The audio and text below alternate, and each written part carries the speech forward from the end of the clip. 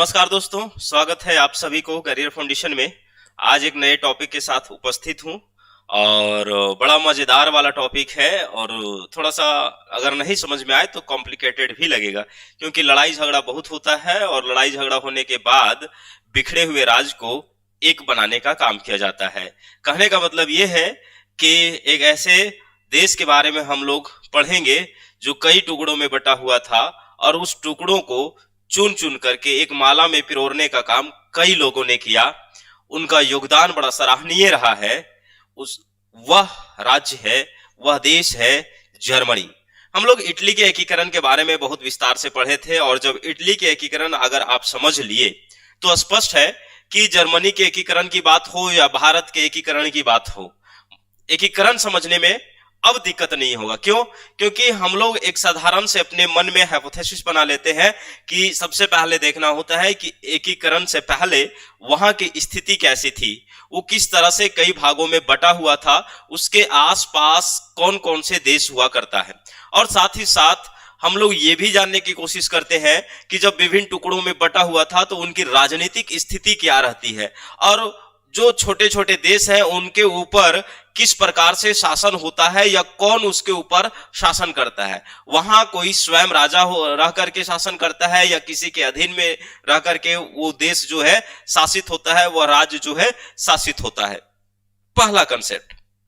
दूसरा कंसेप्ट क्या है कि इन छोटे छोटे राज्यों को एकत्रित करने में कौन सी भावना प्रबल होती है या एकीकरण करने में लोगों में किस तरह से कैसे राष्ट्र की भावना जागृत होती है, उसमें किन लोगों का योगदान होता है। ऐसा कौन सा तत्व है जो कि अचानक जो बिखरे हुए खंड में विभिन्न क्षेत्रों में विभाजित लोग थे वो अचानक एकता की बात करने लगते हैं। कोई वैसी घटना, कोई वैसी परिवर्तन तो जरूर दिखाई दिया होगा जो संपूर्ण छोटे छोटे राज्य अब एकता की बात करता है और मिल करके एक राज्य की स्थापना की बात करता है, ये देखेंगे। तीसरा हम लोग देखते हैं कि ये जब एकीकरण की ओर बढ़ता है, राष्ट्रवाद की भावना पनपने लगती है और छोटे छोटे राज्य जब एक बड़े विशाल भूखंड में तब्दील होने के लिए तैयार हो जाता है तो उस समय कौन कौन सी बाधाएं आती है। और इस नायक कहने का यहां पर अर्थ ये है कि वो व्यक्ति जो एकीकरण में अपना संपूर्ण जीवन न्यौछावर कर देता है, उसके समक्ष कौन कौन सी बाधाएं उत्पन्न होती है। तो एक हम लोग बाधाओं को देखेंगे। तीसरा के बाद अगर अगला बात कर ले तो हम लोग फिर ये भी जानने की कोशिश करेंगे कि कौन कौन से ऐसे टॉपिक है, मतलब तत्व है जो कि एकीकरण में सहायक सिद्ध होता है।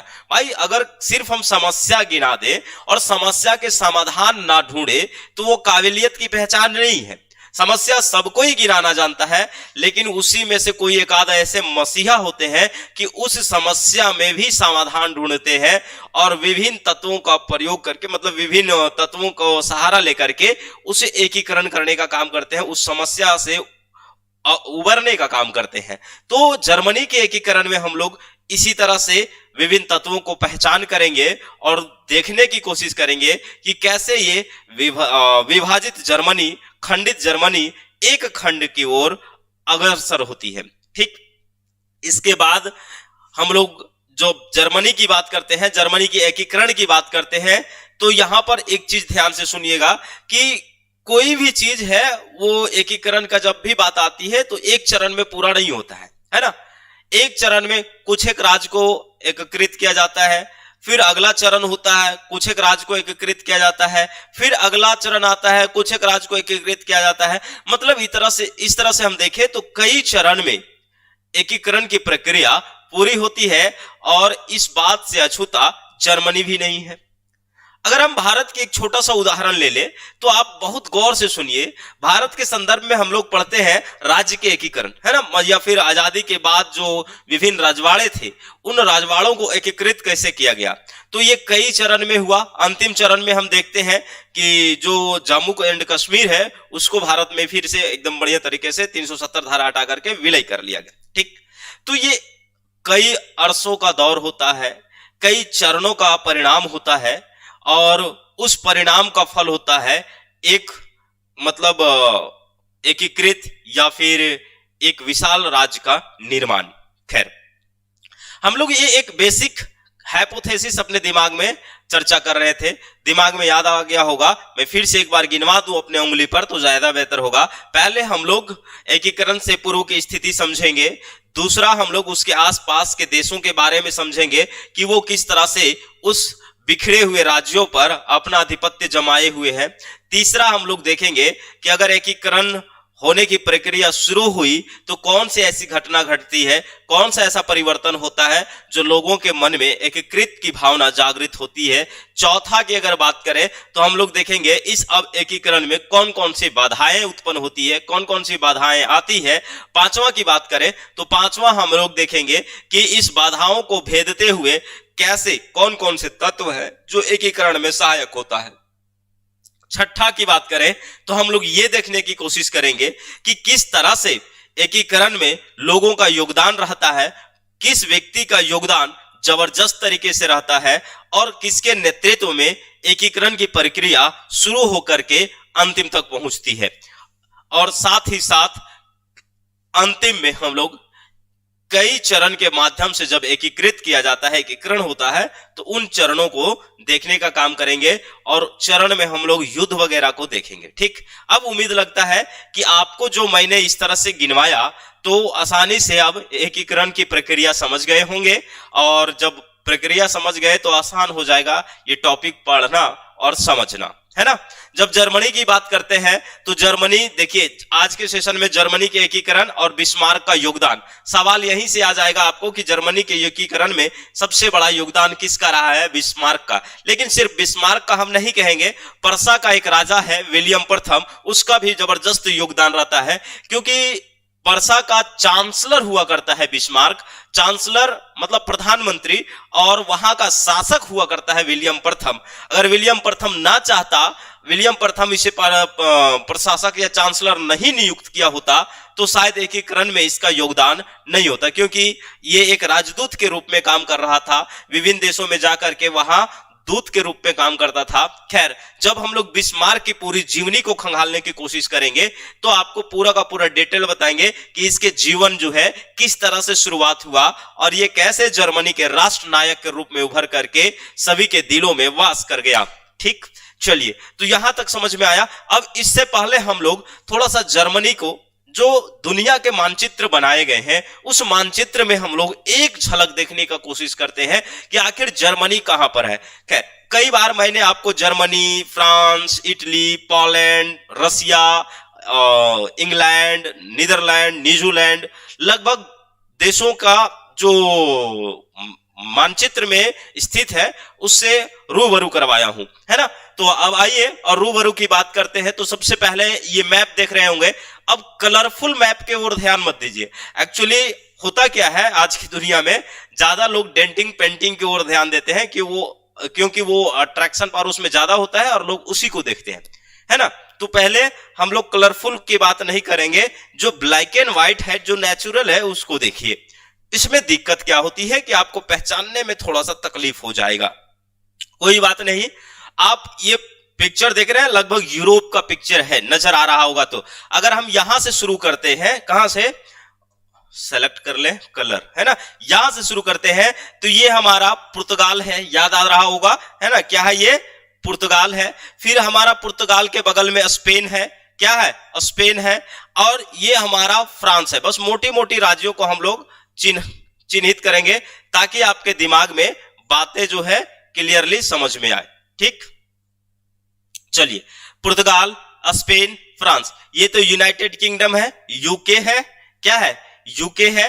अब आगे आइए, छोटा छोटा राज्य को चिन्हित नहीं करेंगे ताकि दिक्कत हो जाएगा। ये क्या हमारा इटली, इसी को पढ़ रहे थे, इटली का एकीकरण। और इटली के एकीकरण में यहां पर देखिए, यहां पर क्या है, ऑस्ट्रिया है, क्या है, ऑस्ट्रिया है।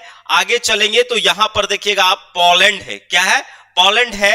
ये वाला हमारा जर्मनी है, जर्मनी में ये वाला भाग हमारा प्रसा है, क्या है, प्रसा या पर्शिया कहते हैं। आगे आइए, और ये हमारा रसिया है। क्या है? रसिया है। अगर आप इतना इसके आसपास के चीजों को जान जाते हैं तो संभवतः लगता है कि जर्मनी के एकीकरण में जो भी समस्या आएगी पढ़ने के समय वो खत्म हो जाएगा। ठीक, एक बार मैं फिर से गिना दूं, और मैप की ज्ञान हर विद्यार्थियों की होना चाहिए। हिस्ट्री का हो, ज्योग्राफी का हो, पॉलिटी का हो, उससे कोई मतलब नहीं है। साइंस बैकग्राउंड का हो, उससे भी कोई मतलब नहीं है।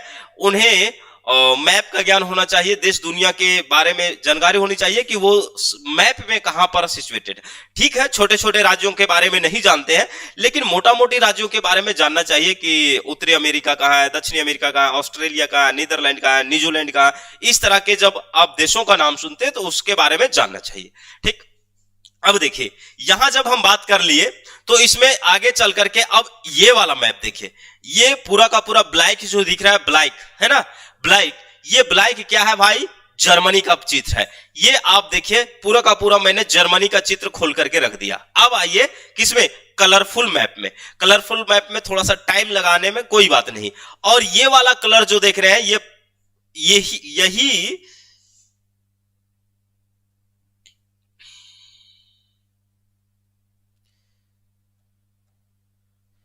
ये वाला जो कलर देख रहे हैं, है ना, ये देखिए, ये क्या है? अरे यार, यही तो लफड़ा है। ये वाला कलर जो आप देख रहे हैं, ये पार्सिया या परसा है। और इसके बारे में आपको मैं बताता हूं थोड़ा सा तुलनात्मक, है ना। ये इटली देखिए, इटली किसके नेतृत्व में हुआ एकीकरण भाई? तो सार्डिनिया पिडमोंट के नेतृत्व में। किसके नेतृत्व में? सार्डिनिया पिडमोंट के नेतृत्व में। उसी तरह से अगर हम जर्मनी का एकीकरण पढ़े तो जर्मनी का एकीकरण जो होगा वो किसके नेतृत्व में होगा? परसा के नेतृत्व में। किसके नेतृत्व में होगा?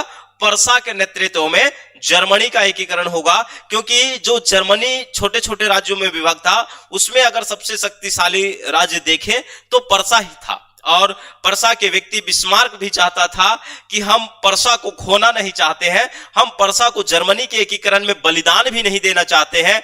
हम भी चाहते हैं कि जिस तरह से इटली के एकीकरण में सार्डिनिया पिडमोंट का योगदान रहा है, जिस तरह से जर्मनी पूरा का पूरा सार्डिनिया पिडमोंट में आकर के मिल गया, उसी तरह से इटली है ना, जिस तरह से सार्डिनिया पिडमोंट में इटली आकर के मिल गया, उसी तरह से पूरा का पूरा जर्मनी जो है वो परसा में आकर के मिल जाए, ना कि परसा जर्मनी में जाकर के मिल जाए। ये बिस्मार्क का बहुत बड़ा विश्वास था और उसका स्टेटमेंट भी था, है ना। वो यही चीज को मानता था कि हम परसा को किसी भी हालत में बलिदान नहीं देना चाहते, और हम ये भी नहीं चाहते कि परसा जो है जर्मनी में विलय हो जाए, बल्कि जर्मनी जो है वो परसा में विलय हो जाए। ठीक है, तो ये परसा के नेतृत्व में, किसके नेतृत्व में? परसा के नेतृत्व में पूरा का पूरा जर्मनी का एकीकरण होता है। मुझे उम्मीद है कि आप समझ गए होंगे और इस मैप को देख करके अब क्लियरली समझ जाएंगे कि पूरा का पूरा जर्मनी के एकीकरण जो हम पढ़ेंगे वो किसके नेतृत्व में पढ़ेंगे?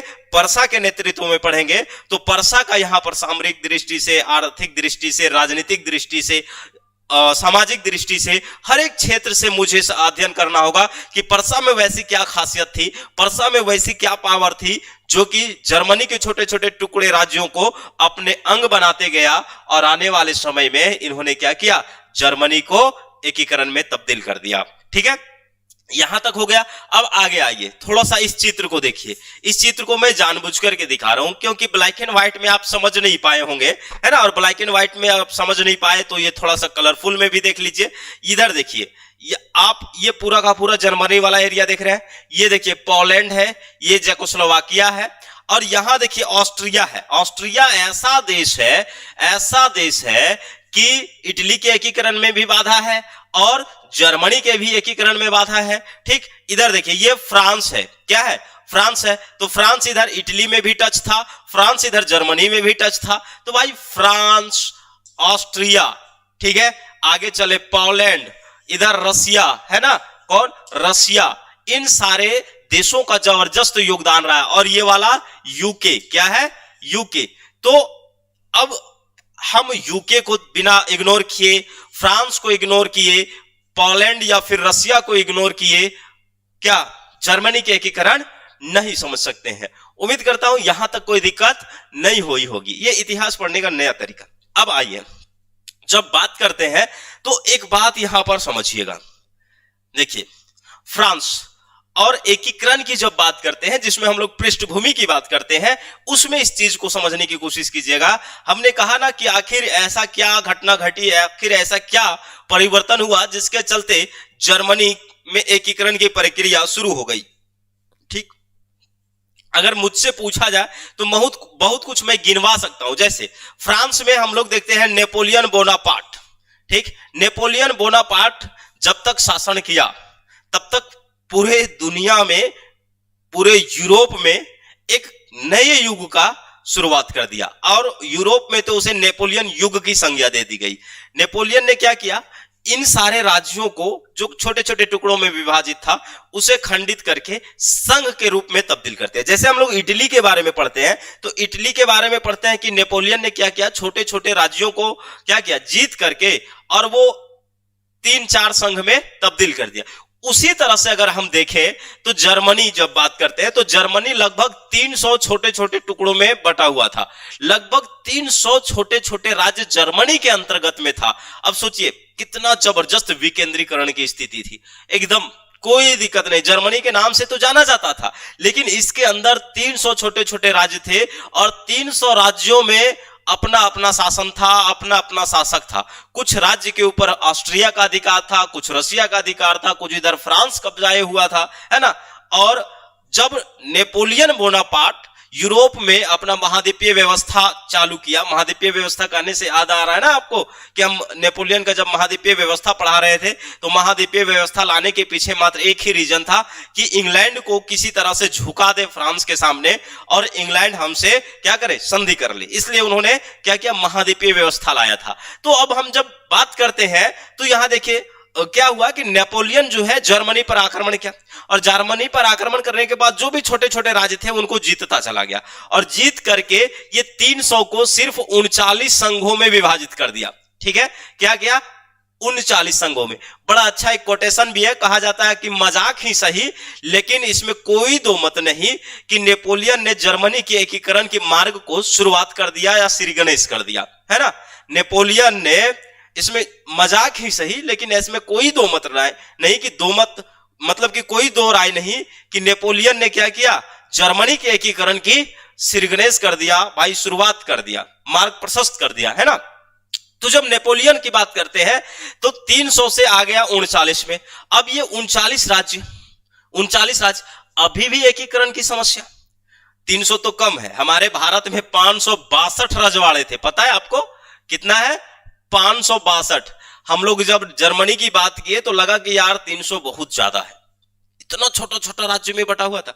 अरे भाई 562 रजवाड़ों में भारत बटा हुआ था, तो ये 300 बहुत कम है, मुझसे तो आधा है।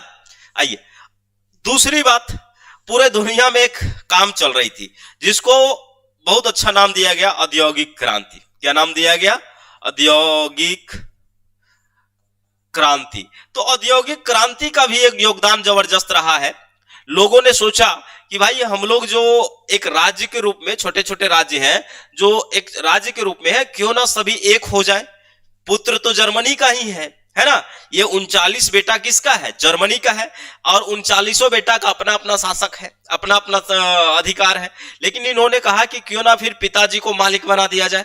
जर्मनी कौन है, पिताजी है, तो एक ही राजा रहेगा हमारा, सिर्फ पिताजी, बाकी हम सभी बेटा अपने अपने राज्य में राज शासन नहीं करेंगे।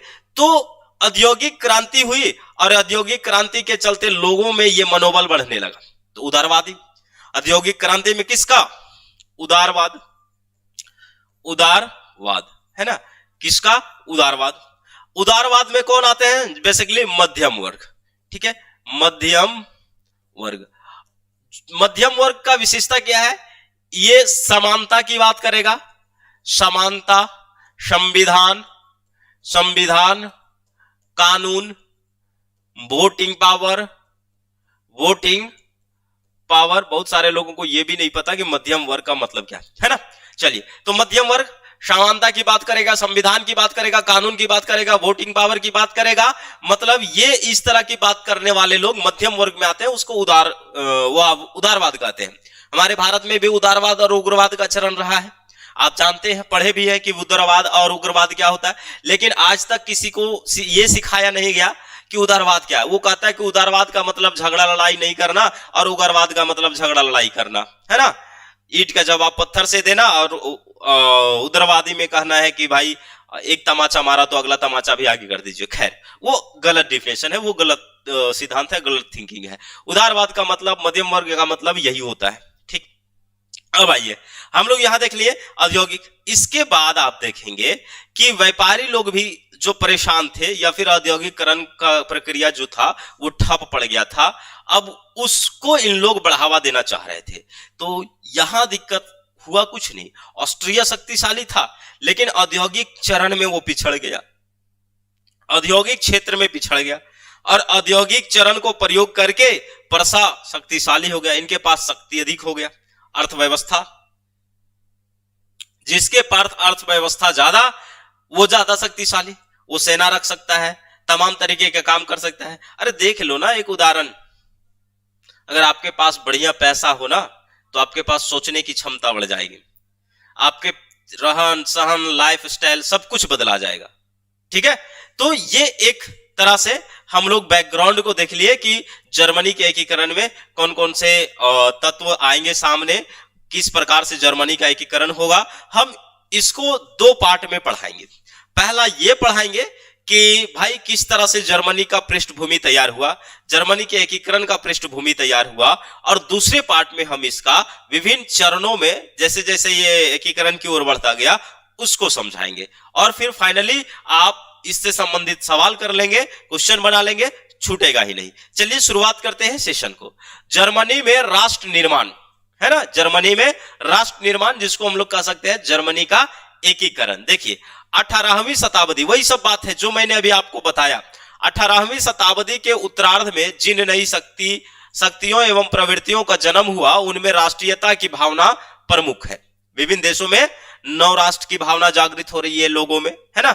और राष्ट्रीयता का विकास 19वीं शताब्दी के यूरोपीय इतिहास की सच्चाई है। 19वीं शताब्दी के आते आते आप देखेंगे विभिन्न राष्ट्रों का जन्म होता है और राष्ट्रीयता की बात आ जाती है। जर्मनी में अगर हम राष्ट्रीयता की बात करते हैं, राष्ट्रीयता की भावना की बात करते हैं, तो यहां पर किससे जाता है भाई, नेपोलियन को जाता है।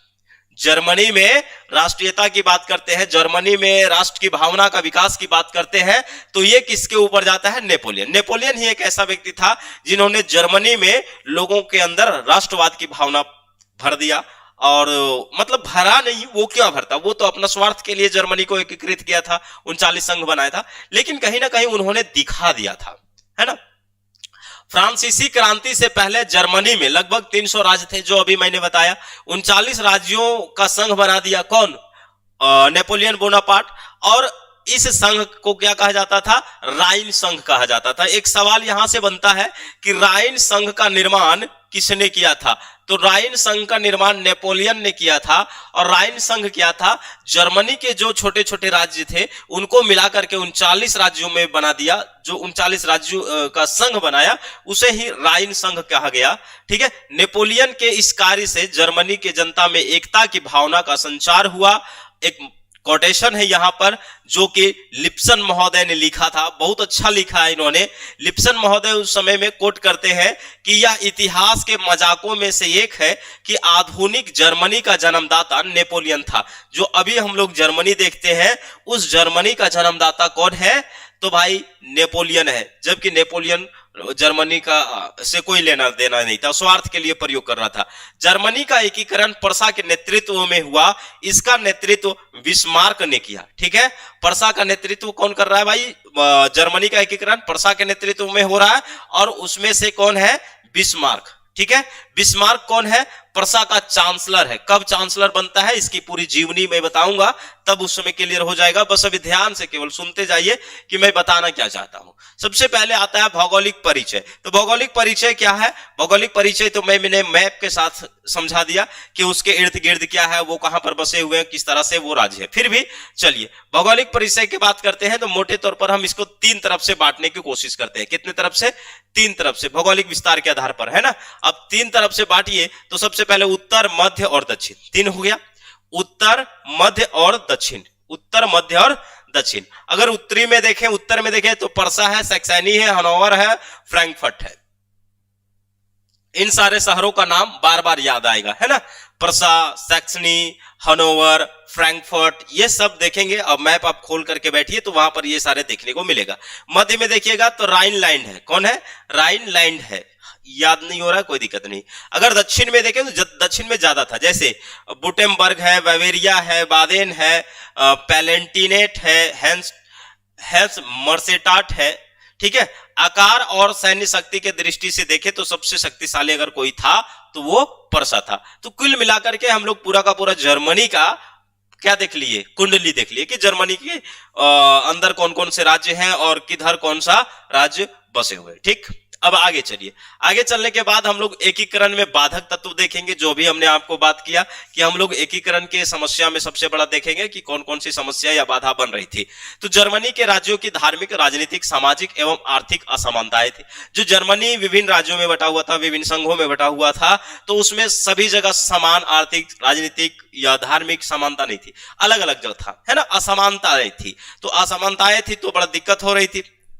किस आधार पर एकीकरण किया जाए? राजनीतिक आधार पर किया जाए, सामाजिक आधार पर किया जाए, आर्थिक आधार पर किया जाए या फिर धार्मिक आधार पर किया जाए। ठीक। तो एक ये गड़बड़ी थी। दूसरा, जर्मनी की समस्याओं में ऑस्ट्रिया का हस्तक्षेप करना। जर्मनी, हमने कहा कि इटली में भी बड़ा बाधक बन करके रहा ऑस्ट्रिया, उसी तरह से जर्मनी के एकीकरण में भी ऑस्ट्रिया का बहुत बड़ा बाधक बन करके रहा। बड़ा बहुत दिक्कत हुआ ऑस्ट्रिया के जो राज्य थे उसे छीनने में। ठीक।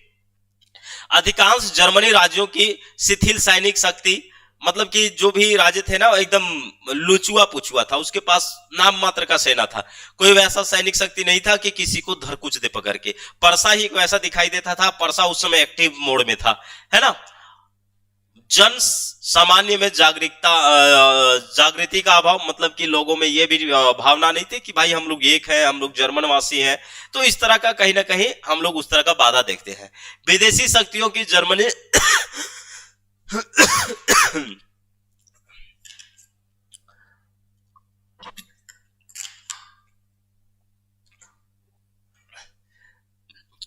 विदेशी शक्तियों की जर्मनी के मामलों में रुचि। अब देखिए, विदेशी शक्तियों की जर्मनी के मामलों में बड़ा रुचि ले रहे थे। भाई रीजन था, जब घर फूटता है तो दूसरा मजा लेता है। घर फूटने का मतलब जानते हैं ना, जब घर में ही कला हो, घर में ही सभी का मतभेद हो, अलग अलग तरीके से सबका चाल ढाल हो, तो बाहरी लोग बड़ी मजा लेते हैं और उनका दिलचस्प भी उसी में होता है। ठीक है, ताकि उन लोग मिले नहीं। एग्जाम्पल, फ्रांस, देखिए यहां पर फ्रांस दक्षिण जर्मनी के रोमन कैथोलिक में रुचि रखता था। कौन? फ्रांस। फ्रांस जो था, जो दक्षिण जर्मनी के रोमन कैथोलिक था, उसमें रुचि रखता था, क्योंकि फ्रांस बहुत बड़ा, इसी तरह से फ्रांस का कैथोलिक वाला हम लोग इटली में पढ़े, रोम पर, है ना। इंग्लैंड की रुचि हनोवर में थी, जो हनोवर वाला एरिया था वहां पर। क्यों?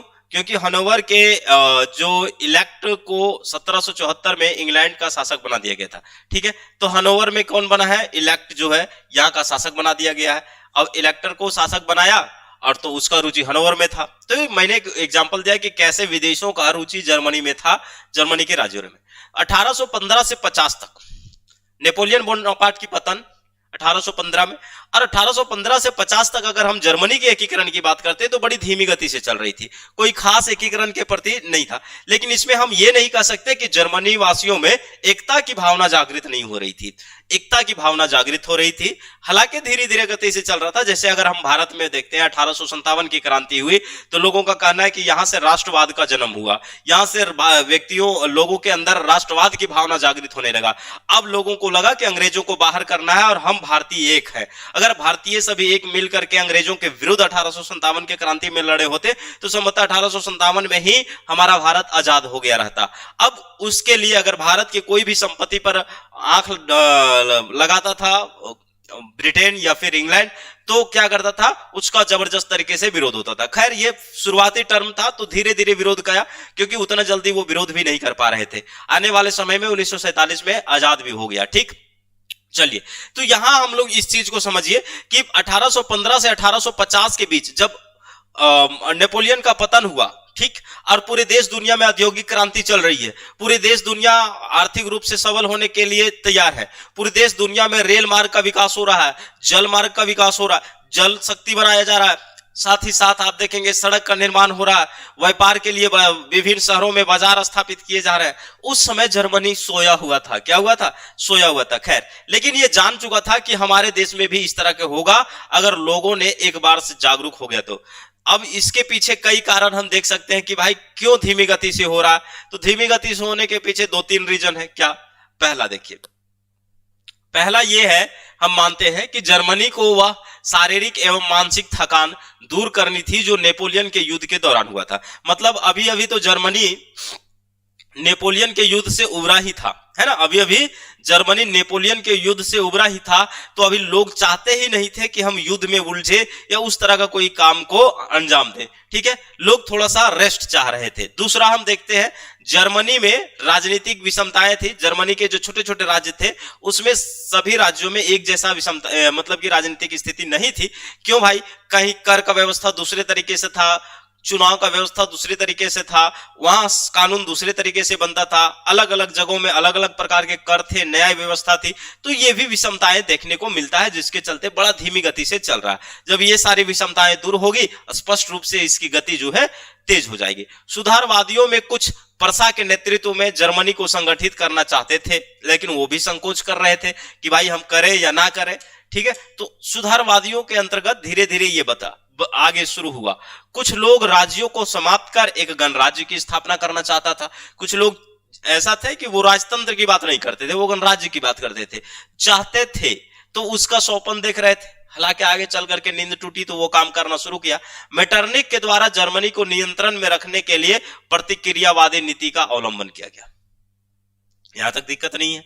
अब आइए एकीकरण में सहयोग तत्व, सहायक तत्व। ठीक है, आप महान व्यक्ति तभी हैं जब समस्या में समाधान ढूंढ पाते हैं। आप महान व्यक्ति तभी हैं जब समस्या में ही उस समस्या से बाहर निकलने का मार्ग ढूंढ लेते हैं। अन्यथा आपके जीवन में कभी भी परेशानी समाप्त नहीं होगा, कभी नहीं होगा।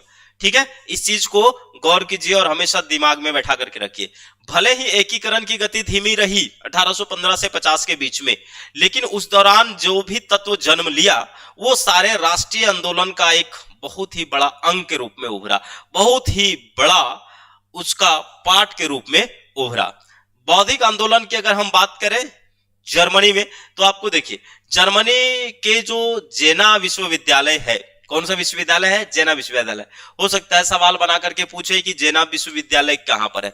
क्यों? जेना विश्वविद्यालय का जर्मनी के एकीकरण में बहुत बड़ा रोल है। तो इस जेना विश्वविद्यालय को आप ध्यान रखिएगा। ठीक है, जेना विश्वविद्यालय के जो विद्यार्थी थे उन्होंने क्या किया?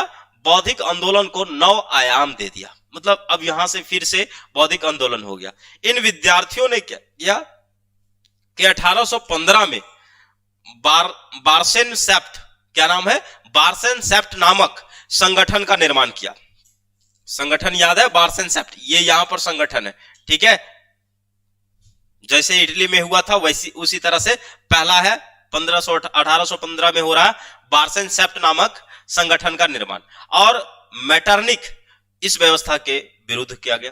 ठीक है, ये जो है क्या किया गया? संगठन का निर्माण मेटरनिक व्यवस्था के विरुद्ध किया गया। मतलब जो मेटरनिक का व्यवस्था था उसके विरुद्ध में था। उद्देश्य क्या था इसका? उद्देश्य था जर्मनी का एकीकरण। मिला ना पहला जर्मनी का, जैसे कार्बोलियन आप देखेंगे इटली में था, उसी तरह से जर्मनी में था।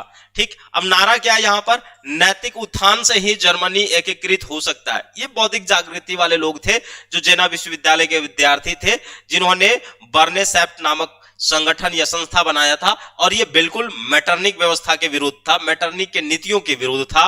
और इनका मानना था कि भाई अगर नैतिक उत्थान हो, तो अगर नैतिक उत्थान होगा तभी जर्मनी में एकीकृत होगा, एकीकरण हो सकता है। अन्यथा जर्मनी में कोई पॉसिबल नहीं है कि नैतिक उत्थान के बिना हम जर्मनी का एकीकरण देख सके। ठीक, यहां तक दिक्कत नहीं होना चाहिए, एकदम धीरे धीरे समझिएगा। फिर 18 अक्टूबर 1817 को बांटबर्ग में, नाम है जगह है ये बांटबर्ग, है ना, बांटबर्ग में बर्ने सेप्ट संस्था के विद्यार्थियों ने एक संपूर्ण देश में राष्ट्रीयता की शक्तियों को सफल बनाने के लिए मार्टिन लूथर द्वारा घोषित जो नए धर्म था उसको त्रिशताब्दी मानने तथा लिपिज के राष्ट्रीय युद्ध की 4था वर्ष गठन मनाने हेतु आयोजन किया एक उत्सव का। अब देखिए यहां हुआ क्या, ये मैटर कुछ नहीं है। मैटर ये है कि जेना विश्वविद्यालय के विद्यार्थी थे, और वो विद्यार्थी जो बर्नेस-सेफ्ट के संगठन के सदस्य थे, उसका नेतृत्व करता थे। इन लोग एक जगह सम्मेलन का आयोजन कर रहा था। सम्मेलन का आयोजन का जो हो रहा था वो क्या विशेष था, तो कहता है कि उसमें ये विशेष था कि भाई त्रिशताब्दी मना रहा था, जो मार्टिन लूथर द्वारा नई धर्म सुधार आंदोलन चला था उसका। त्रिशताब्दी का मतलब 300 साल गिरा हुआ था, है ना, 300 साल गिरा मना रहा था, 300 वर्ष पूरा हो चुका था उसका। और साथ ही साथ जो लिजिग, ध्यान रखिएगा, लिजिग है, ठीक है, लिजिग के राष्ट्रीय युद्ध की 4था वर्ष गठन मना रहे थे ये लोग, 4 साल हुआ था उसका। इसीलिए ये लोग इस उत्सव में क्या हुआ था, भाग लिए थे, जिससे मेटरनिक घबरा गया, बोला अरे ससुरा ये क्या हुआ, बर्नेस-सेफ्ट लोग तो बहुत जबरदस्त तरीके से उत्सव मना रहे हैं। मेटरनिक पूरा घबरा गया। और हार्डेनबर्ग नोवेलिस उस युग का श्रेष्ठ लेखक कवि था, है ना, कौन था, हार्डेनबर्ग नोवेलिस, बड़ा ही सर्वश्रेष्ठ कवि था। मेटरनिक को घबरा दिया उन्होंने। इसके बाद इन्होंने क्या किया, उसकी एक रचना जर्मनी के अतीत पर प्रकाश डाल दिया। जो इन्होंने जिस पुस्तक को लिखा उसमें जर्मनी के अतीत इन्होंने बताया कि जर्मनी कैसा था, जर्मनी का इतिहास क्या रहा है, जर्मनी आज न इस तरह से देखते हैं, जर्मनी का अतीत क्या सुंदर रहा है, और अगर अतीत की ओर झांके तो जर्मनी को एकीकरण में निश्चित रूप से आपको सफलता मिलेगी। डालमेन, रांके, बोमर, हासर आदि सारे इतिहासकारों ने जर्मनी के जो इतिहास था पुराना उसको खंगाला, उसकी छानबीन की और जर्मनी को इतिहास का नया रूप दी। उस समय के दौरान जितने भी इतिहासकार वगैरह हुए, लेखक वगैरह हुए, ये सारे लोग खंगाले, और खंगालने के बाद आप देखेंगे कि जर्मनी के अतीत को खंगाल करके एक नए इतिहास के रूप में उसे सामने या प्रस्तुत किया। क्लियर? अब आइए आगे की बात। ये हो गया पहला तत्व, बौद्धिक आंदोलन। दूसरा हम देखते हैं जालवरीन। अब जालवरीन जब आप शब्द देखते हैं तो इसमें आपको 2-3 बात याद रखना है, इसी से आप समझ जाएंगे कि जालवरीन है क्या। जालवरीन शब्द है, जालवरीन शुरू किसने किया, सवाल बनाएगा, जालवरीन परसा ने शुरू किया। बहुत अच्छा बात है। जालवरीन है क्या, इसको समझाते हैं। एक्चुअली जालवरीन एक सीमा शुल्क संघ है। क्या है? सीमा शुल्क संघ है। जालवरीन क्या है? एक सीमा शुल्क संघ है। इसको किसने शुरू किया? परसा ने शुरू किया। कब शुरू किया? 1819 ईस्वी में। कब शुरू किया? 1819 ईस्वी में। अब ये सीमा शुल्क का मतलब क्या था? देखिए, अपना अपना सीमा क्षेत्र पर लोग जो है चुंगी लेते थे, ठीक है, व्यापारियों से क्या करते थे? चुंगी लेते थे।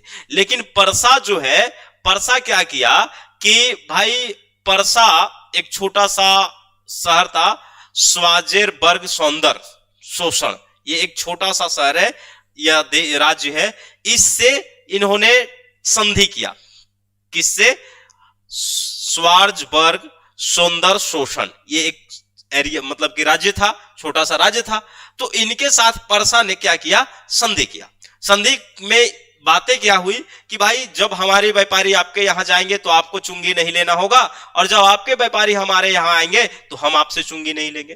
तो एक भावना को इन्होंने डेवलप किया। क्या किया?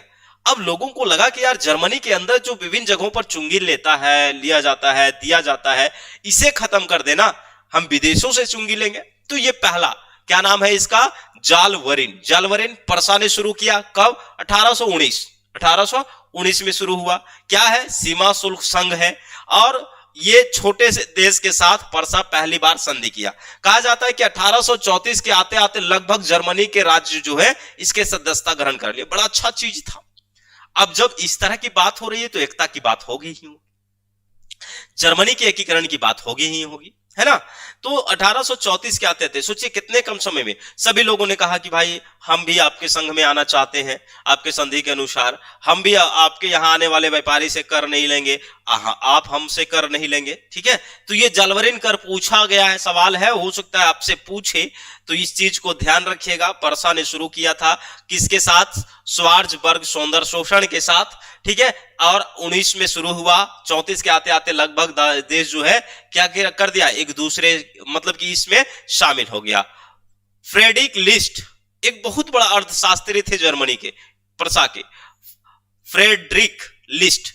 फ्रेडरिक लिस्ट जो है, इन्होंने आर्थिक राष्ट्रवाद में विश्वास किया। किसमें? आर्थिक राष्ट्रवाद में। इन्होंने कहा कि अगर अर्थव्यवस्था की उन्नति होगी तो एकीकरण की प्रक्रिया संभवतः आसान हो जाएगा। अगर हमारे पास धन दौलत नहीं होगा, हमारे पास युद्ध लड़ने के लिए पैसा नहीं होंगे, हमारे पास धन की कमी हो जाएगी तो हम युद्ध नहीं लड़ सकते।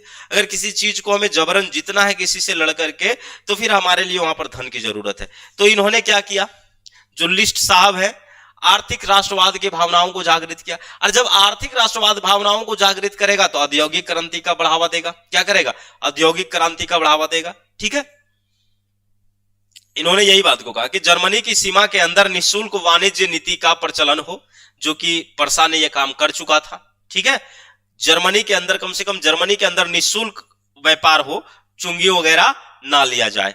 तो ये व्यक्ति लिस्ट साहब कह रहे हैं। लिस्ट को जर्मन रेल मार्ग का जनक भी माना जाता है। क्या माना जाता है?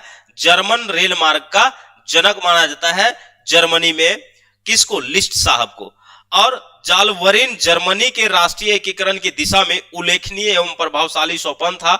इसी संघ के कारण परसा जर्मनी राज्यों का नेता बन गया।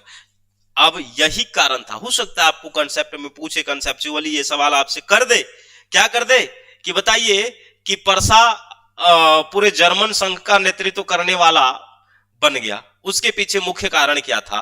तो मुख्य कारण था क्या? जलवरिन व्यवस्था को चालू करना। कौन किया है? परसा किया है। ठीक, आइए उसके बाद है कैटलवी। एक नाम है कैटलवी। ठीक है, कैटलवी बहुत ही महान व्यक्ति हुए। इन्होंने लिखा कि जालवरिन के निर्माण के भविष्य में परसा के नेतृत्व में जर्मनी के राजनीतिक एकीकरण का मार्ग को तैयार कर दिया। ये मैं दिया था कि अगर बाय द वे आपसे इस तरह का क्वेश्चन पूछे किसके ऊपर, जालवरिन पर, तो जालवरिन पर दो व्यक्ति का नाम याद रखना है। एक लिस्ट महोदय का नाम याद रखना है। लिस्ट महोदय ने एक्चुअली जालवरिन के पृष्ठभूमि तैयार किया। उन्होंने कहा कि जर्मनी के अंदर निःशुल्क सीमा वाला व्यवस्था होना चाहिए, ऐसे नीति का पालन किया जाना चाहिए, और वैसा नीति जालवरिन था। और जब जालवरिन बन गया, ये सिस्टम आया, तो कैटलवी ने इस बात को कहा कि भाई जालवरिन के निर्माण के भविष्य में परसा के नेतृत्व में जर्मनी के राजनीतिक एकीकरण का मार्ग तैयार कर दिया। क्या किया? मार्ग तैयार कर दिया। क्लियर? आइए अब हम लोग देख लेते हैं फ्रांस की 1848 वाला क्रांति। अब जब फ्रांस के 1848 का क्रांति हुआ तो फिर जर्मनी के लेना देना इससे क्या है भाई? जर्मनी के एकीकरण में क्या प्रभाव दिखाई देता है, तो इस चीज को समझिए। कहता फरवरी 1848 में फ्रांस में क्रांति हो गई। अब वो 1779 वाला फ्रांस की क्रांति मत सोचिएगा। फ्रांस की क्रांति 1848 में नेपोलियन तृतीय के शासनकाल में, है ना, नेपोलियन तृतीय के शासनकाल में 1848 में फ्रांस की क्रांति हो गई। दूसरी ओर वियना में मेटरनिक का पतन हो गया। जो मेटरनिक उस समय ऑस्ट्रिया का बहुत बड़ा क्या था भाई, जाने माने राजनीतिज्ञ था, पूरी दुनिया में उसकी छाप थी। तो वियना में जाकर के मेटरनिक का पतन हो गया। अब इसकी सूचना मिला जर्मनी को। किसको मिला? जर्मनी को। बोला कि फ्रांस में क्रांति हो गया है, मेटरनिक का कहानी समाप्त हो गया है, अब क्या हो? तो जर्मनी में जो राज्य थे उन्होंने विद्रोह कर दिया। बोला यही मौका है। क्या है? यही मौका है। तो जर्मनी में इन्होंने विद्रोह शुरू कर दिया। विभिन्न क्षेत्रों में विद्रोह होना शुरू हो गया। प्रारंभ में विद्रोहियों को सफलता मिली, कोई शक नहीं, बड़ा जबरदस्त तरीके से विद्रोह हुआ। कई राज्यों में वैध शासन स्थापित हो गया, राजतंत्र खत्म हो गया, है ना, वैधानिक शासन एवं व्यक्तिगत स्वतंत्रता को वहां मान्यता भी मिल गया। और मार्च 1848 में संपूर्ण जर्मनी को एक संघ बनाने के उद्देश्य से जर्मन राष्ट्रवादियों ने एक राष्ट्रीय संसद आमंत्रित भी कर दिया। ध्यान रखिएगा, अब एक संविधान सभा का यहां पर घोषणा हुआ कि एक संविधान सभा बनाया जाए जिसमें संविधान बनेगा, और वो संविधान संपूर्ण जर्मनी के लिए होगा। किसके लिए होगा? संपूर्ण जर्मनी के लिए होगा। और इसका अधिवेशन कहां पर होगा? फ्रैंकफर्ट में होगा, जो परसा वाला एरिया में, मतलब उत्तरी साइड में है ना, मतलब उत्तरी जर्मनी में फ्रैंकफर्ट में होगा। इसमें अधिकांश मध्यम वर्ग के थे किंतु क्रांतिकारी नहीं थे। जो ये संविधान सभा की बात कर रहा था, मैंने अभी उदारवादी का बात किया प्रारंभ में जब मैं आपको समझा रहा था, हो सकता है आपने सुना नहीं, आगे बढ़ गया, है ना। तो मध्यम वर्ग की बात कर रहा था। मध्यम वर्ग का काम ही यही था कि संवैधानिक तरीके से हम बात करेंगे, ठीक है। और मजेदार वाली बात यह है कि इसमें जो लोग आए, श्रमिक और किसानों को जगह नहीं दिया गया, है ना। सिर्फ और सिर्फ मध्यम वर्ग वो ये लोग थे, और उनमें कोई क्रांतिकारी की भावना थी नहीं, और क्रांति के बिना राष्ट्रवादी संभावना नहीं, ठीक है। मार्च 1849 में संसद संघ का संविधान बनकर के तैयार हो गया। हालांकि साल भर बहस चली, लोग उसका विरोध किया, फिर भी एक तरह से जब बहस होती है ना तो कुछ नया चीज सामने उभर करके आती है। क्या होती है? नया चीज सामने उभर करके आती है। एक छोटा सा अगर हम एग्जांपल आपको दूं, आप अच्छा आपको लगे तो बढ़िया है, उसको एक्सेप्ट कीजिएगा, लेकिन उसे गलत यूज मत कीजिएगा। अगर किसी सवाल को लेकर के अपने दोस्त में मतभेद हो जाता है कि भाई ये होगा, वो कहता है ये होगा, ठीक, और दोनों जब अपना अपना प्रमाण देने लगते हैं तो उस परिस्थिति में आप एक सवाल के चलते कई सवाल सीख जाते हैं और जो सच्चाई है उसे भी सामने ले आते हैं। और बहुत सारे ऐसे नई चीज है जो आपने कभी सोचा भी नहीं था, उस विवाद के दौरान सीख गया। ठीक है। तो अगर दोस्तों में किसी सवाल को लेकर के विवाद हो जाए तो भी दिक्कत नहीं, और खास करके इतिहास में सबका सिद्धांत सत्य ही होता है, बस प्रमाण की जरूरत होती है। अगर आप प्रमाण पेश कर पा रहे हैं, ये इतिहास तो एक तरह से क्या है, कोर्ट है, और कोर्ट में अगर प्रमाण दिया तो भाई उसी का फैसला, उसी का क्या होगा, डिग्री हो जाएगा। ठीक उसी तरह से अगर वो कह रहा है कि ये चीज होगा, दूसरा दोस्त कह रहा है ये होगा, आप कह रहे हैं वो होगा, तो आप प्रमाण लाइए ना। प्रमाण लाने के साथ साथ क्या होगा, नई नई चीजों को आप सीख सकेंगे।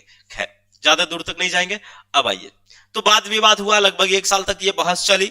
फाइनली आप देखेंगे मार्च 1849 में एक तैयार हो गया, ड्राफ्ट बन गया। ठीक है। प्रसा के शासक को जर्मनी का सम्राट बनाने का निर्णय लिया गया कि भाई जो पूरे जर्मनी का शासक होगा वो प्रसा का शासक होगा। कहां का? प्रसा का। प्रसा का जो सम्राट होगा वही पूरे जर्मनी का सम्राट होगा।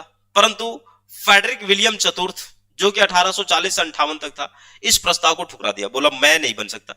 ध्यान रखिएगा, जबकि ये जो है क्या कहते हैं, देखिए फ्रेडरिक विलियम चतुर्थ ये उसमें प्रसा का ही शासक है ना, और प्रसा को ये अपॉर्चुनिटी मिल रहा है, मतलब कि कहा जा रहा है कि भाई फ्रेडरिक विलियम को कहा जा रहा है कि तुम ही बनोगे पूरे जर्मनी का सम्राट, कोई दिक्कत नहीं है। कितना छाव फराया, ये गजब का था। सोच रहा आगे चल करके आप देखिएगा फ्रेडरिक विलियम चतुर्थ जो है पगला जाता है ना, दिमागी हालत खराब हो जाता है, इसका पूरा का पूरा खराब हो जाता है। इसका भाई 3 साल तक इसका संरक्षण करता है, पूरा दिमाग से ही पागल हो जाता है। तो जब इसको कहा गया कि तुम एक काम करो, पूरे जर्मनी का शासक बन जाओ, अब इसके पास जब ये प्रस्ताव आया, ये ठुकरा दिया, बोला नहीं नहीं नहीं। ये गजब का व्यक्ति था, इसका नीति कोई नहीं समझ पाता था। ठीक है। इस घटना से उदारवादी राष्ट्रवादियों की ओर मतलब कि आशाओं पर पानी फिर गया। क्या हुआ, जो उदारवादी व्यक्ति थे उनके आशा पर पानी फिर गया। अब उग्र विचारधारा जो है राष्ट्रवादियों ने तलवार को उठाना उचित समझा। अब भाई उदारवादी से काम नहीं चलेगा, अब राष्ट्रवाद के लिए तलवार की जरूरत है, और तलवार पकड़ने की हिम्मत किसी उदारवादी में नहीं है। तलवार पकड़ने की हिम्मत है तो उग्रवादी में है, जो उग्र विचारधारा के हैं, उग्र मिजाज के हैं, उनके अंदर ये ताकत है। ठीक है। दक्षिण पूर्वी जर्मनी में विद्रोह हो गया।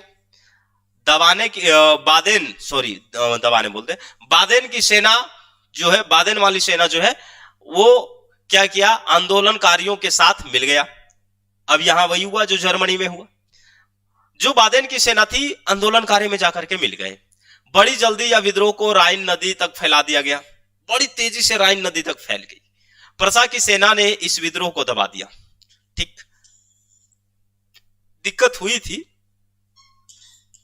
क्योंकि फ्रेडरिक के पास पूरा प्रशिक्षित सेना थी। क्या थी? प्रशिक्षित सेना थी, और उस समय बड़ा शक्तिशाली सेना था। तो फ्रेडरिक ने अपनी शक्ति से दबा दिया, बोला विद्रोह वगैरह नहीं होगा, है ना। कई राष्ट्रवादी जर्मनी छोड़कर के अमेरिका चले गए, बोले मुझे नहीं रहना जर्मनी में यार। इस तरह के शासक, इस तरह के लोग, इस तरह के विचारधारा के व्यक्ति, और जर्मनी के एकीकरण की बात करता है, बहुत सारे लोग चले गए। रोचक बात है, कहता है फ्रेडरिक ने अपनी अस्थिर बुद्धि के कारण जर्मनी एकता का कब्र खोद दिया। 1849 में ये शुरू हुआ, लेकिन भाई इनके दिमाग ही खराब हो गया, दिमागी हालत खराब हो गया। ये लोगों को दबाने लगा, आगे वाले समय में और दबाने लगा, तो इसका दिमाग जो है खराब हो गया। और कहा जाता है कि एकीकरण का कब्र खोज दिया अपने शासनकाल में। खैर, कोई आगे चल करके और व्यक्ति आएंगे जो जर्मनी का, अब ऐसा मत समझिएगा कि जर्मनी का एकीकरण नहीं होगा। औद्योगिक विकास, अब यहां पर हम ज्यादा चर्चा नहीं करेंगे। जर्मनी के औद्योगिकीकरण के बारे में हमने पढ़ाया था। जर्मनी, अमेरिका, रशिया, जापान, सारे औद्योगिकीकरण के बारे में पढ़ाया। हाँ, उन बातों को यहां चर्चा जरूर करूंगा जिससे आपको बहुत सारी बातें दिमाग में आ जाए। देखिए, जालवरीन की जो स्थापना हुई, किसने किया? प्रसा ने किया। कब किया? 1819 में किया। क्या था ये?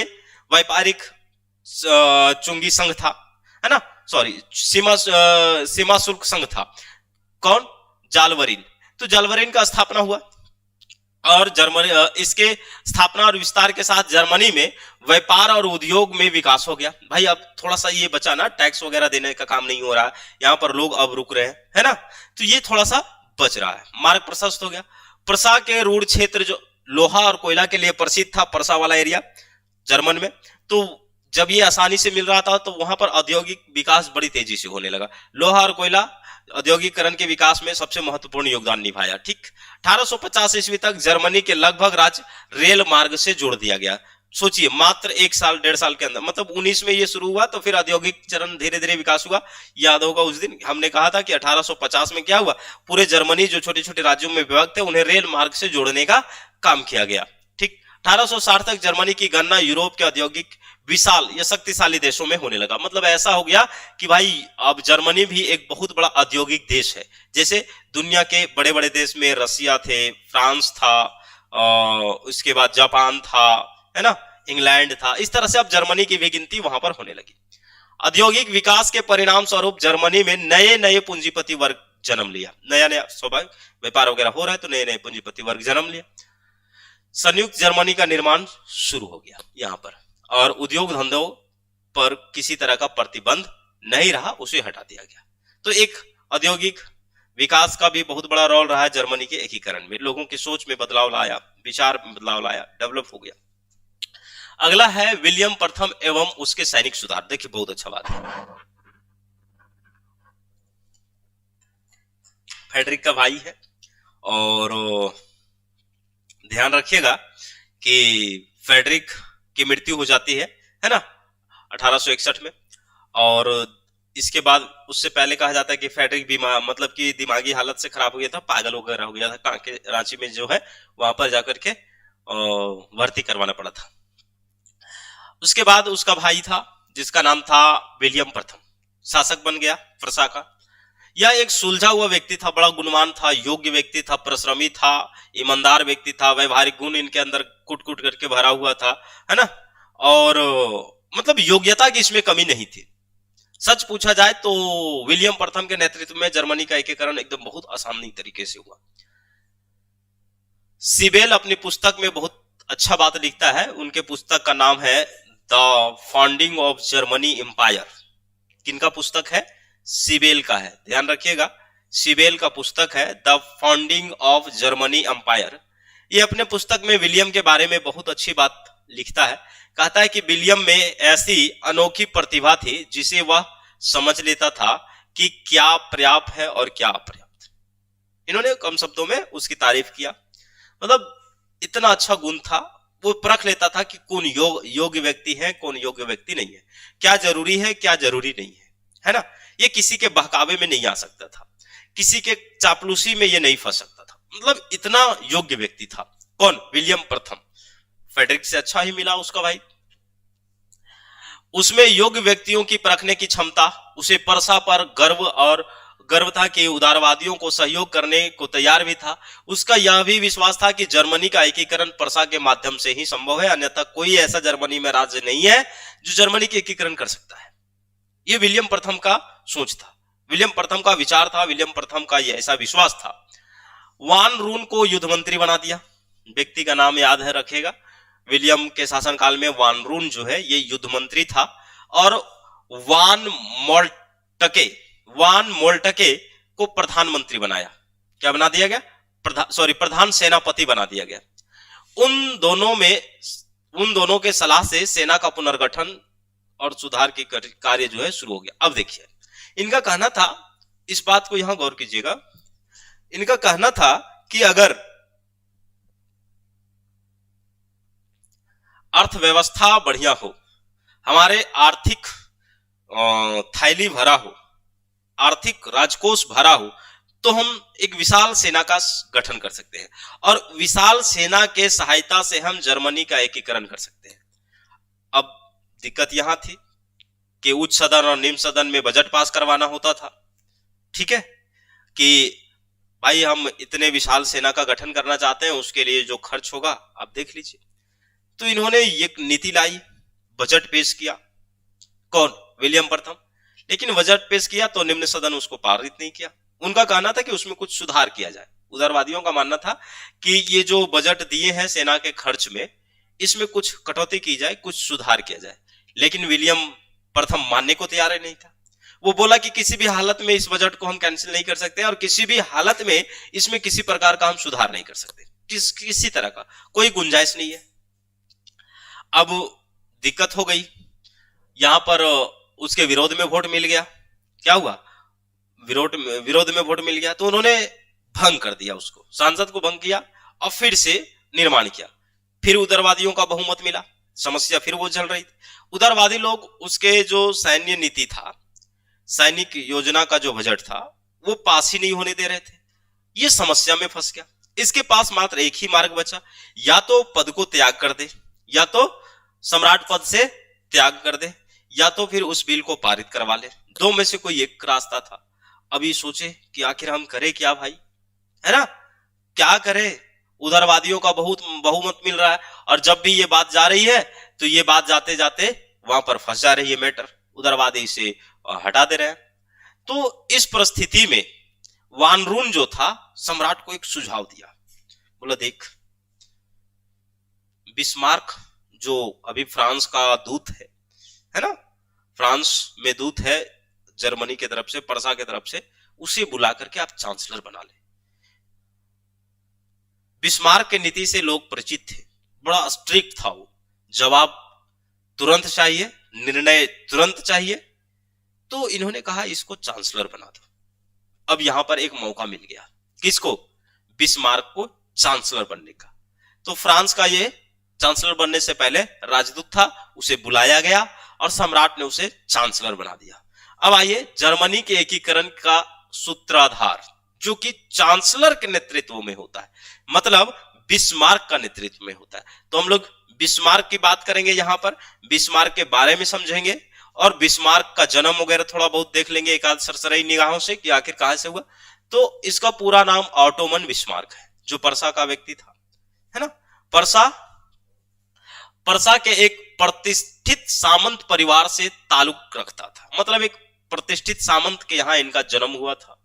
वह एक अत्यंत योग्य और कुशल व्यक्ति था, मतलब कुशाग्र बुद्धि का था। वह उदारवादी विचारधारा का कट्टर विरोधी था। उदारवादी सम्राट के समस्या बन चुके थे। उदारवादी निम्न सदन में पास ही नहीं होने दे रहे थे उसके सैनिक नीति, सैनिक बजट। और बिस्मार्क में एक बढ़िया बात थी, ये उदारवादियों का कट्टर विरोधी था। उदारवादियों के ऊपर ये भरोसा नहीं करता था। ये कहता था कि राष्ट्र का निर्माण उदारवादियों के हाथों में दे दिया जाए तो ये हो ही नहीं सकता, पॉसिबल ही नहीं है। इसलिए उदारवादियों को गिनता ही नहीं था, तलवार की धार पर बात करता था। ये बिस्मार्क का एक बहुत अच्छा विचार था। ये कहता है कि मैं इस युग की उस भावुकता से डरता हूं। वो भावुकता का मतलब यहां उदारवादियों से लिया है। मैं इस युग की उस भावुकता से डरता हूं जिसमें प्रत्येक दीवाने विद्रोह को सच्चा देशभक्त समझ जाता है।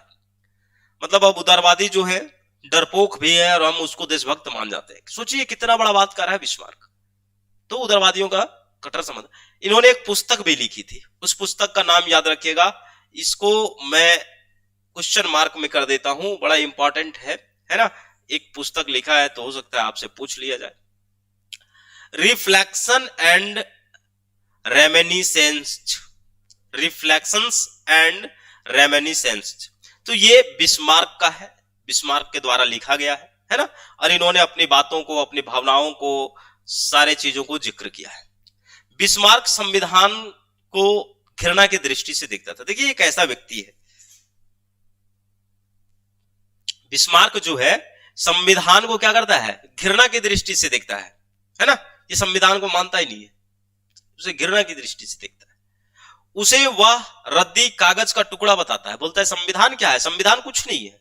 अरे आवश्यकता पड़े तो नियम बनाओ, आवश्यकता पड़े तो नियम को लागू करो, आवश्यकता पड़े तो नियम को हटा दो, उसमें बदलाव कर दो, फिर कानून के अनुसार क्या चलने की जरूरत है। तो संविधान को ये कागज के रद्दी समझता था, संविधान से ये घृणा करता था, है ना। उदारवादियों से ये घृणा करता था और रक्त एवं लौह की बात करता था, लौह नीति की बात करता था। बिस्मार्क का ऑस्ट्रिया के बड़े बड़े लोगों से बढ़िया संबंध था। क्यों भाई, उच्च घराने से ये संबंध रखता था, उच्च सामंत परिवार में इनका जन्म हुआ था और ऑस्ट्रिया में ये राजदूत के रूप में काम कर रहा था। उस समय लोग पहचानते भी थे, है ना। तो बड़े बड़े लोग से इनका संबंध था, वहां के लोगों से अच्छे अच्छे, जिनका प्रभाव ऑस्ट्रिया में था, राजनीतिक में प्रभाव था, अन्य क्षेत्रों में प्रभाव था, उनसे इनकी दोस्ती हुई। वो लोग इसका मित्र हुआ करते थे। बिस्मार्क जर्मनी की आवश्यकता को पूरी करने के लिए किसी भी नीति का अवलंबन करने में जरा सा भी हिचकिचाता नहीं था। सबसे बड़ी गुण इसके पास यही थी शायद, है ना, ये जरा सा भी हिचकिचाता नहीं था।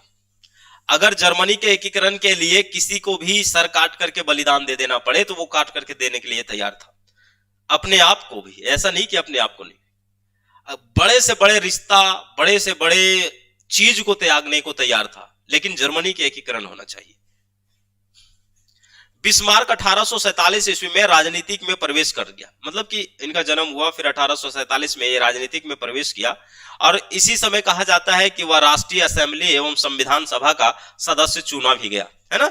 जब ये राजनीतिक में प्रवेश किया 1847 में से राष्ट्रीय असेंबली और संविधान सभा का सदस्य बना दिया गया। 2 साल के अंदर 4 साल ना, 1851 में सम्राट ने उसे फ्रैंकफर्ट की सभा में पर्सा का प्रतिनिधित्व घोषित कर दिया। क्या किया इसे? फ्रैंकफर्ट की सभा में पर्सा का प्रतिनिधित्व घोषित कर दिया और वह लगभग इस पर 8 वर्ष रहा। 8 साल में कहता है कि इन्होंने बहुत अच्छा वहां पर कूटनीतिक सीखा, राजनीतिक, कूटनीतिक, मतलब बढ़िया अनुभव गेन किया। इस दौरान उसके ऑस्ट्रिया संबंधी विचारों में भी परिवर्तन आया। जो ऑस्ट्रिया में इनके मित्रता थी वो भावना अब धीरे धीरे विखंडित होने लगा और इसमें बहुत ज्यादा बदलाव भी देखने को मिला। बिस्मार्क को सेंट पीटर्सबर्ग में 1859 में राजदूत बनाकर के भेज दिया गया। पहली बार ये 1859 में क्या बनता है? राजदूत बन जाता है भाई। रूस में रहते हुए उसने कुशलता का परिचय दिया। जब वो रसिया में गया, रसिया का राजदूत बना, तो वहां पर बहुत जबरदस्त तरीके से कूटनीतिक का परिचय दिया और कहता है कि अलेक्जेंडर जार द्वितीय से इन्होंने अपनी मित्रता भी स्थापित कर लिया था। क्या गजब का व्यक्ति था, मित्रता बनाने में एक्सपर्ट था। क्रीमिया का जब युद्ध हो रहा था, क्रीमिया का युद्ध में इटली के एकीकरण में भी बहुत बड़ा रोल रहा है। कावूर ने क्या किया, सहयोग किया था, है ना। तो क्रीमिया का जब युद्ध चल रहा था, पर्सा की निरपेक्षता, सेंट पीटर्सबर्ग में आस्था प्रकट करके रूस सम्राट को संतुष्ट करना आदि कार्यों के फलस्वरूप बिस्मार्क के लिए रूसी मैत्री सुरक्षित रही, कोई दिक्कत नहीं हुआ। 1862 ईस्वी में बिस्मार्क को सेंट पीटर्सबर्ग से हटा करके पेरिस में फ्रांस का राजदूत भेज देगा, मतलब कि अब भेजा गया। अब ये 62 में थोड़ा सा बड़ा राज्य का ये राजदूत बना, वहां भेजा गया। सितंबर 1862 में सम्राट ने इसे वापस बुलाया, बर्लिन बुलाया और पर्सा का क्या गया, चांसलर बना दिया। अब इसका चांसलर के रूप में योगदान देखिए, क्या योगदान रहा है, क्या इसकी भूमिका रही है, क्या रोल इन्होंने निभाया। कहता है कि सम्राट एवं संसद में जब विवाद चल रहा था, पता है ना, सम्राट और संसद में जब विवाद चल रहा था दोनों के बीच में, किस चीज को लेकर के, बजट पास करने को लेकर के, निम्न सदन पास ही नहीं होने देता था, कोई दिक्कत नहीं। बिस्मार्क उस बजट को फिर से निम्न सदन में ले गया, निम्न सदन उसे हटा दिया, इनकार कर दिया। निम्न सदन का इन्होंने मानना हटा, बोला है यार हटा, ये कौन सा है लुचुआ पुचुआ, मानेंगे ही नहीं मुझको, संविधान को ऑलरेडी ये मानता ही नहीं था, है ना। तो इन्होंने क्या किया कि संविधान चीजों को मानने से इनकार कर दिया, ठीक है। ये जब शपथ ले रहा था तो एक बात कहा था, सुनिएगा क्या कहता है, मैं श्रीमान के साथ नष्ट हो जाऊंगा, श्रीमान का मतलब सम्राट के साथ, है ना, किंतु संसद के इस संघर्ष में आपका साथ कभी नहीं छोड़ूंगा। आपको संसद के साथ जो संघर्ष करनी पड़ रही है उस संघर्ष में मैं कभी भी नहीं छोड़ूंगा भाई, चाहे जो हो जाए। बिस्मार्क ने इस बजट को दोबारा पास किया, पास करने के लिए जब भेजा तो भाई निम्न सदन उसको हटा दिया, सदन में भेजा, नकार दिया, नहीं हो सकता पास, कोई दिक्कत नहीं। उन्होंने उसका अवहेलना कर दिया और बोला कि चलो उच्च सदन से पास करवा लेते, उच्च सदन में इसका पास हो गया। अब 1862 से 66 तक बजट केवल उच्च सदन में पास होता था, निम्न सदन का वैल्यू खत्म, मानता ही नहीं था, निम्न सदन का वैल्यू खत्म। बोला जो देख ले, तुम जब तुम्हारे पास भेज रहे थे, इज्जत कर रहे थे तुमको, तुम मानने को तैयार नहीं था, अब भेजा नहीं। पर्सा का भविष्य, पर्सा के भविष्य का निर्माण सेना करेगी, ना कि संसद। एकदम स्पष्ट रूप में कहा कि भाई पर्सा का जो भविष्य है उसका निर्माण सेना करेगी, सांसद नहीं। निम्न सदन पास हो या ना हो कोई दिक्कत नहीं है। बिस्मार्क ने रक्त एवं लॉ की नीति को अपनाया जिसका अर्थ था युद्ध। बोला हम युद्ध के माध्यम से जर्मनी का एकीकरण करेंगे। वोट और सांसद और संविधान के माध्यम से नहीं करेंगे। बिस्मार्क का मुख्य उद्देश्य पर्सा को शक्तिशाली बना करके जर्मन संघ से ऑस्ट्रिया से बाहर निकालना, मतलब जो जर्मन संघ में ऑस्ट्रिया घुस चुका था तो ऑस्ट्रिया को बाहर निकालना, जर्मनी में उसके प्रभाव को समाप्त करना और पर्सा के नेतृत्व में जर्मनी का एकीकरण करना, ना कि जर्मनी में पर्सा का विलय करना। इसके लिए आवश्यक था राज्य के समस्त साधनों पर राज्य का अधिकार। अब बढ़िया था, जब हम पर्सा के नेतृत्व में कर रहे हैं तो जितने भी राज्य का साधन है, सोर्सेस है, उस पर हम अपना काबू कर लेंगे, अपने अधिकार में ले लेंगे। कई बार सम्राट बिस्मार्क के स्वेच्छाचारी नीति से गड़बड़ा जाता था, आश्चर्यचकित हो जाता था, भाई ये कैसा निर्णय ले रहा है, कहीं विद्रोह तो नहीं हो जाएगा, ये क्या बात कर दिया, कहीं गड़बड़ सड़बड़ तो नहीं हो जाएगा। कई बार ऐसा होता था, चकरा जाता था, ठीक है। लेकिन फिर बिस्मार्क इतना निपुण था इस सब चीजों में कि सम्राट को समझा बुझा लेता था और समझा बुझा करके नीति योजना पास करवा लेता था। पर्सा की सेना को पुनर्गठन किया, कूटनीति के माध्यम से ऑस्ट्रिया को निर्बल बनाने की चेष्टा की। हालांकि ऑस्ट्रिया पिछड़ेगा क्योंकि ऑस्ट्रिया में औद्योगिक क्रांति बड़ी लेट से हुआ और पर्सा में, जर्मनी में औद्योगिक क्रांति की शुरुआत हो गई थी, तेजी पकड़ रहा था, तो कहीं ना कहीं अर्थव्यवस्था में ऑस्ट्रिया धीरे धीरे पिछड़ रही थी, ठीक। बिस्मार्क ने अपने संपूर्ण कार्यक्रम के दौरान इस बात को विशेष रूप से ध्यान रखा कि जर्मनी के एकीकरण के लिए पर्सा की अस्मिता हम नष्ट नहीं होने देंगे, चाहे कुछ भी हो जाए। सबसे बड़ी इसकी बात थी और ये चीज को हमेशा ध्यान रखा था। अंतरराष्ट्रीय परिस्थिति के अनुकूल थी। जर्मनी की राष्ट्रीयता के शत्रु ऑस्ट्रिया और रूस, जिसमें पहले परस्पर मित्रता हुआ करता था, उनमें से क्रीमिया युद्ध के चलते मनमुटाव हो गया था। क्रीमिया जब युद्ध हुआ, क्रीमिया का लड़ाई हुआ, तो दोनों के मतलब कि इस तरह का मनमुटाव उत्पन्न हो गया। बिस्मार्क ने रूस को अपने ओर से मिलाने का कोशिश किया, ठीक। इसी तरह जब 1862 में पोलैंड वाला विद्रोह हुआ, पोलैंड वाला एरिया दिखाया, तो जब पोलैंड का विद्रोह हुआ तो उस विद्रोह में दबाने के लिए रूस के पास कुछ सेना भेज दिया, बोला जाओ तुम रूस के से सहायता करो। रूस खुश हुआ उससे, है ना, रशियन सरकार उससे खुश हुई, पोलैंड विद्रोह को दबा सका। फ्रांस के साथ भी व्यापारिक संधि करके मित्रता स्थापित कर लिया। कुल मिलाकर के हम देखते हैं कि कहीं ना कहीं जो बिस्मार्क है, रशिया के साथ संबंध स्थापित कर लिया, फ्रांस के साथ संबंध स्थापित कर लिया, ठीक है। और इसके बाद आप देखेंगे कि जो शक्तिशाली राष्ट्र हुआ करता था उसके साथ, इंग्लैंड के साथ मित्रता बढ़िया थी।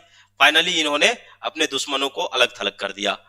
अब आइए अगला चरण, अब हम लोग देखेंगे यहां से चरणवाद, जो चरण में है कि पहला चरण में डेनमार्क से युद्ध एवं गेस्टाइन समझौता। क्लियर।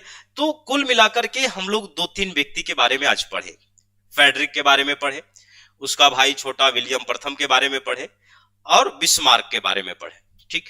जर्मनी के एकीकरण किस प्रकार की पृष्ठभूमि तैयार हुई, पूरा का पूरा हम लोगों ने कंप्लीटली देख लिया। अब के जो सेशन है, जहां से ज्यादातर क्वेश्चन बनाए जाएंगे, हम लोग एक तो फार्मूला समझ रहे थे, अब फार्मूला को किस तरह से सिद्ध करना है उसको देखेंगे। तो ये कई चरण के माध्यम से, जैसे डेनमार्क का युद्ध पूछा है, गेस्टाइन समझौता कब हुआ ये पूछा है, तो हम लोग अगले चरण में या फिर अगले लेक्चर में इन सारे चीजों को कवर करते हुए जर्मनी के एकीकरण को समाप्त करेंगे, ठीक है। उम्मीद करता हूं आपको समझ में आ गया होगा और बड़ा आसान तरीके से मैंने समझाने की कोशिश किया। आपने अगर लेक्चर को कहीं स्किप नहीं किया होगा तो सभ्यता आप आराम से लिख सकते हैं, ऑब्जेक्टिव क्या आराम से लिख सकते हैं, ठीक है। मिलते हैं हम लोग नेक्स्ट लेक्चर में या नेक्स्ट क्लास में, तब तक के लिए बाय, धन्यवाद।